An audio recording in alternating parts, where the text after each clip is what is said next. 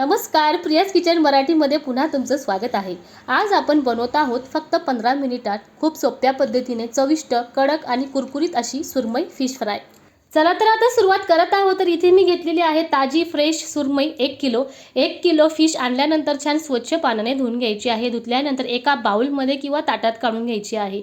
आता आपण fish marinate करणार आहोत।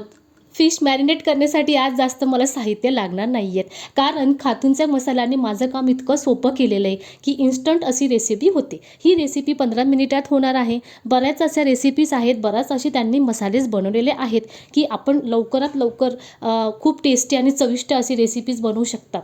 तर चला आता इथे मी खातू मसाल्यांचं हळद पावडर घेतलेला आहे। या हळद पावडरचं विशेष असं आहे की राजापुरी हळद कांडी पॉलिश करून विशेषतः आरोग्याची काळजी घेऊन तयार केलेलं आहे। यामध्ये कोणत्याही प्रकारचं कृत्रिम रंगाचा वापर केलेला नाही। तर खातू मसाल्यांनी विशेष आरोग्याची काळजी घेऊन ही हळद पावडर बनवलेला आहे। तर इथे मी फक्त अर्धा चमचाच हळद पावडर घातलेला आहे, तरी खूप पिवळा रंग मस्त आलेला आहे।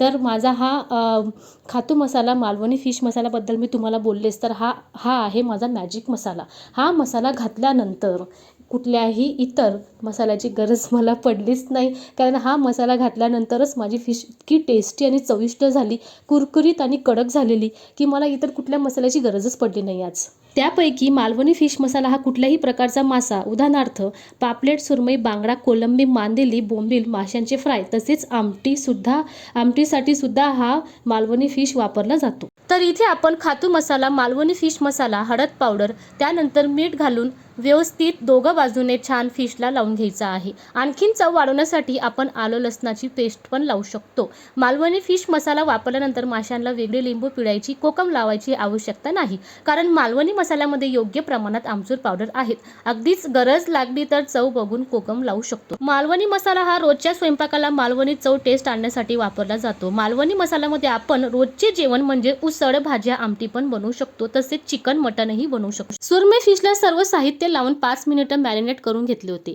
आता आपण सुरमई फिश फ्राय करून घेणार आहोत। फ्राय करण्यासाठी साहित्य आहे जाड रवा। जाड रवा आपण का लावतो, कारण फिश ही कडक आणि कुरकुरीत होते। जर तुमच्याकडे जाड रवा नसेल तर तुम्ही तांदळाचा पिठाचाही उपयोग करू शकतात। सुरमईचा एक पीस घेतला आहे, त्यानंतर आपण दोघं बाजूने छान रवा लावून घेणार आहोत।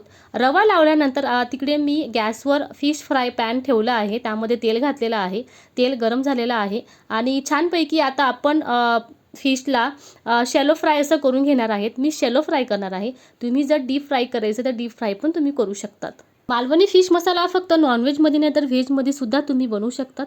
तर मालवणी फिश मसाल्यामध्ये आपण बटाटा, कारल्याचे, वांग्याचे काप सुद्धा तुम्ही याच पद्धतीने फ्राय करू शकतात। खातू मसाले ऑर्डर करायचे कसे हा तुम्हाला प्रश्न पडला असेल तर स्क्रीनवर दिलेल्या नंबरवर तुम्ही इझिली कॉल करायचा आहे, ऑर्डर द्यायची आहे, घरपोच सेवा तुम्हाला मिळेल। त्यानंतर ऑनलाईन ॲपवर सुद्धा हे मसाले अवेलेबल आहेत। जिओ मार्ट, फ्लिपकार्ट, ॲमेझॉनवर तुम्ही इझिली परचेस करू शकतात। तर इथे तुम्ही बघू शकतात की सुरमई फिश फ्राय एकदम कडक आणि कुरकुरीत झालेली आहे। रेसिपी तुम्हाला कशी वाटली कमेंटमध्ये नक्की सांगा। प्रियाज किचन मराठी चॅनलला सबस्क्राईब करायला विसरू नका।